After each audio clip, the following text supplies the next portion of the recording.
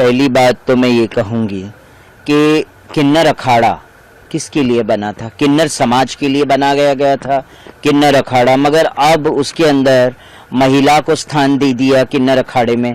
तो मैं ये कहती हूँ, अगर वो किन्नर अखाड़ा है, किन्नर के बदले आप महिलाओं को अब स्थान देने लग गए हैं, तो मैं कहती हूँ इसका नाम चेंज कर दीजिए, फिर बाद में आप दूसरा कोई नाम रख लीजिए ना, है ना। और फिर उसके बाद ये है कि अन्य कई फिल्म स्टार्स आए हैं इस कुंभ के अंदर, स्नान करने भी आए हैं, भाग्यश्री भी आई हैं, और ऋचा, वो क्या नाम है, हर्षा रिचारिया भी आई। हमने कभी किसी पे कमेंट नहीं किया है, मगर आज कमेंट क्यों करना पड़ रहा है, मुझे क्यों बोलना पड़ रहा है कि एक ममता कुलकर्णी जैसी फिल्म स्टार जिनका संबंध डी कंपनी के साथ है, जो ड्रग्स के आरोप में जेल में भी गई हैं, एम आई राइट और रॉन्ग, पूरा विश्व जानता है उस चीज को, उसके बावजूद आप उन्हें दीक्षा देते हैं और उन्हें महामंडलेश्वर के पद पे बिठाते हैं विदाउट कोई शिक्षा दिए।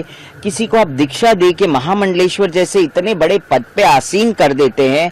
समाज को आप क्या दे रहे हैं? कौन सा गुरु समाज को दे रहे हैं आप? ये मैं जानना चाहती हूँ। जिस तरह से उन्होंने कल पिंडदान किया, उसके बाद यहाँ पे जो है महामंडलेश्वर का पद दिया गया, क्या लगता है उसके विरोध में आगे कुछ आपका क्या कुछ रहेगा कार्रवाई? देखिए, विरोध क्या करूंगी मैं, एक बात बताइए, संतों का विरोध करूं, अपने समाज का विरोध करूं? उचित लगता है विरोध करना अपने समाज का, मगर आईना तो दिखाना पड़ेगा ना।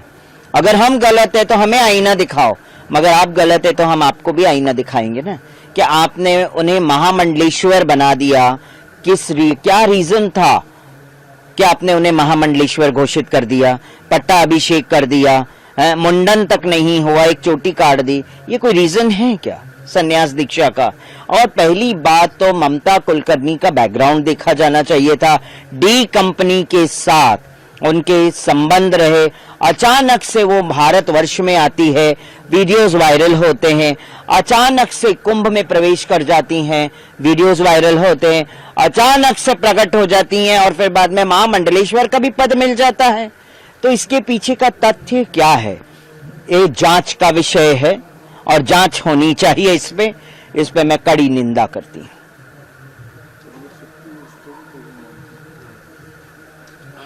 माता जी, क्या इसको पब्लिसिटी स्टंट मानती हैं आप, जिस तरह से वहीं और पब्लिसिटी स्टंट के अलावा और क्या हो सकता है? आप भी समझदार है, हम भी जानते हैं कि एक पब्लिसिटी के लिए आज के समय में अखाड़ा कुछ भी कर सकता है, सिर्फ पब्लिसिटी के लिए है। तो मैं इसकी निंदा करती हूँ, घोर निंदा करती हूँ। आप और भी कई फिल्म स्टार्स हैं, और भी कई हीरोइनें हैं, आप उनको भी पट्टाभिषेक कर सकते हैं, ऐसा मैं नहीं कह रही हूँ।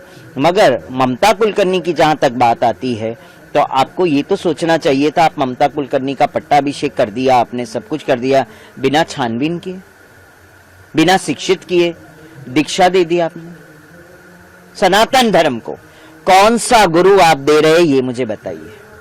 लोग गुरुओं पे विश्वास नहीं कर रहे हैं आजकल, कि आज ऐसे गुरु प्रकट हो गए हैं इस पृथ्वी पे कि हम उसे गुरु कहने योग्य नहीं है, वो ऐसे गुरु बन गए हैं आज के समय में।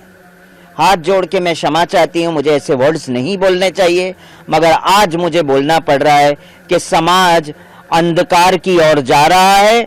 शिक्षित गुरु अब नहीं रह गए हैं, दीक्षित गुरु रह गए हैं, कि संख्या बढ़ाने में वो समझते कि संख्या बढ़नी चाहिए और कुछ नहीं होना चाहिए। माता जी, कुछ लोग ये भी तो कह रहे हैं कि अच्छी बात है कि जो है बड़े बड़े स्टार जो है सनातन संस्कृति से जुड़ रहे हैं, जी जी, दूर दूर से आ रहे हैं यहाँ पर।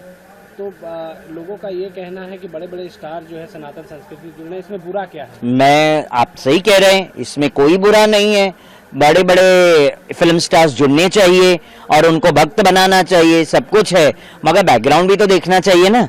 डी कंपनी का बैकग्राउंड होगा तो आप रखेंगे किसी को अपने पास? तो मुझे आप बताइए, डी कंपनी का व्यक्ति जिसने बॉम्ब ब्लास्ट वगैरह इतने मुंबई के अंदर किए गए हैं, आने वाले टाइम में अगर ममता कुलकर्णी के थ्रू से उनका उपयोग करके कुंभ के अंदर कुछ ऐसी गतिविधि होगी तो उसका जिम्मेदार कौन?